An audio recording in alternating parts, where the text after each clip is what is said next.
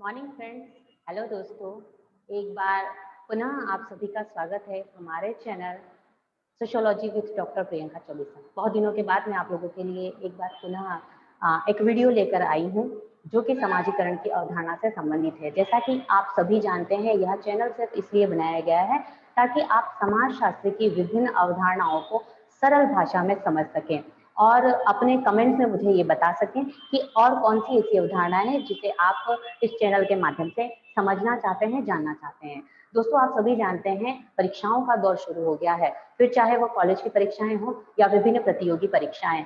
आज हम समाजशास्त्र का जिस अवधारणा की बात कर रहे हैं, यह अवधारणा आपके लिए बहुत ही उपयोगी और महत्वपूर्ण साबित हो सकती है और ये अवधारणा आने वाली परीक्षाओं के लिए भी बहुत ही महत्वपूर्ण है।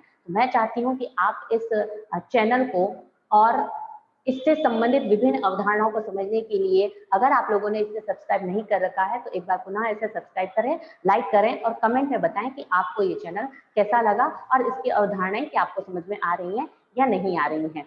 चलिए दोस्तों, शुरू करते हैं समाजीकरण की अवधारणा। समाजीकरण क्या है? मनुष्य जब जन्म लेता है तो वह हाड़ मांस का पुतला मात्र होता है, लेकिन जैसे जैसे वो बड़ा होता है, समाज में रहकर, परिवार के साथ रहकर, अपने दोस्तों के साथ, अपनी मित्र मंडली के साथ, परिवार के अन्य सदस्यों के साथ रहकर वो बहुत सारी चीजें सीखता है और उसकी सीखने की इसी प्रक्रिया को सीधी भाषा में सामाजीकरण कहा जाता है। सामाजीकरण को कोई बहुत टिपिकल कॉन्सेप्ट नहीं है। सामाजीकरण बहुत ही इजी और सरल अवधारणा है अगर आप इसे अच्छे से समझें। सामाजीकरण सीखने की प्रक्रिया है। जॉनसन महोदय की बहुत अच्छी परिभाषा है कि सामाजीकरण सीखने की एक प्रक्रिया है जो सीखने वाले को सामाजिक भूमिकाओं का निर्वहन करने योग्य बनाती है। तो सामाजीकरण की इस प्रक्रिया से संबंधित मुख्य 3 सिद्धांत हैं जिनको स्पेशली पूछा जाता है विभिन्न प्रतियोगी परीक्षाओं में। तो आज हम सामाजीकरण के एक सिद्धांत की बात करेंगे और उसके आगे की वीडियोस में हम अन्य सिद्धांतों की बात भी करेंगे। तो चलिए आगे चलते हैं। सामाजीकरण का आपका प्रथम सिद्धांत आता है फ्रायड महोदय। फ्रायड महोदय ने सामाजीकरण का जो सिद्धांत दिया था, उन्होंने ईड, ईगो और सुपर ईगो, इन 3 शब्दों में अपने सिद्धांत को पूरी तरह से समझाने का प्रयास किया। फ्रायड महोदय बहुत अच्छे मनोवैज्ञानिक हैं। आपने सपनों का बहुत अच्छा विश्लेषण किया है और इसी आधार पर आपने सामाजीकरण का सिद्धांत दिया। फ्रायड महोदय कहते हैं कि मनुष्य के मस्तिष्क के 2 भाग होते हैं, चेतन मस्तिष्क और अचेतन मस्तिष्क। आपने चेतन मस्तिष्क को ईगो नाम दिया और अचेतन मस्तिष्क को ईड नाम दिया। फ्रायड महोदय कहते हैं कि ईड वास्तव में क्या है ये हमें नहीं पता। ईड मनुष्य की मूल प्रवृत्तियां हैं, भूख, प्यास, डर, यौन इच्छाएं, उसकी ऐसी इच्छाएं जो उसके मन के अंदर है, ये सारी चीजें ईड के तहत आती हैं।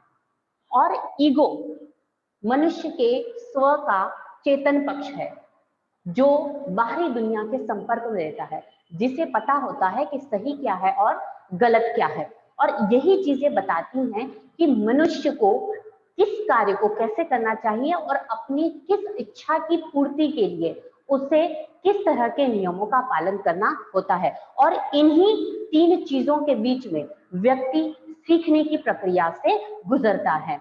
आपने एक तीसरा पक्ष बताया है, सुपर ईगो। फ्रायड महोदय कहते हैं कि सुपर ईगो बाहरी दुनिया है।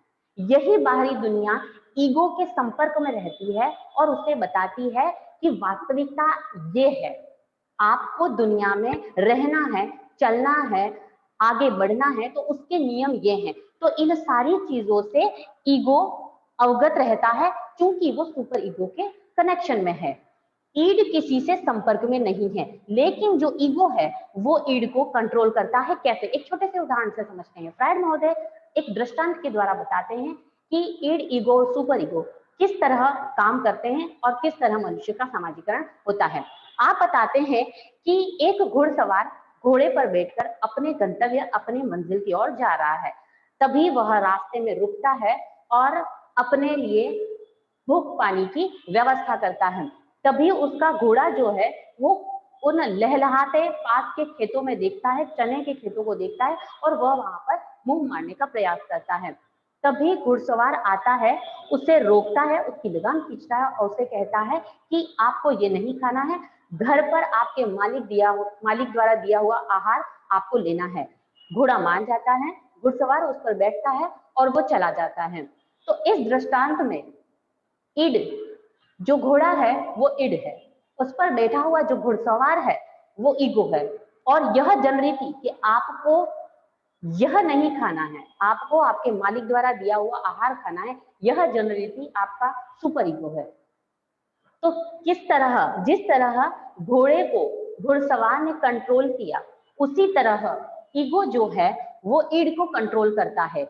ईगो जो है वो बाहरी दुनिया के संपर्क में रहता है और ईड को बताता है कि उसे किस तरह से नियमों का पालन करते हुए अपनी इच्छाओं का दमन करना है या अपनी इच्छाओं की पूर्ति करनी है। आप देखेंगे कई बार हम दुकान के बाहर से निकलते हैं या हमारे साथ में छोटा बच्चा है और अगर वो किसी चीज की जिद करता है, उसको चाहिए, मतलब उसको अगर मिठाई की दुकान पे चढ़ा है, चॉकलेट की दुकान पर चढ़ा है, उसको मिठाई चाहिए, चॉकलेट चाहिए, लेकिन अब वो तो अपनी इच्छा की पूर्ति कैसे भी करने की कोशिश करता है, वो तो वहां जाकर खड़ा हो जाता है। लेकिन हम उसे सिखाते हैं कि अगर आपको चॉकलेट खानी है, मिठाई खानी है, तो आप वहां जाइए, पैसे दीजिए और फिर चॉकलेट लीजिए। आप इसके अलावा और कोई तरीका नहीं है जिससे कि आप अपनी इच्छा की पूर्ति कर सकें।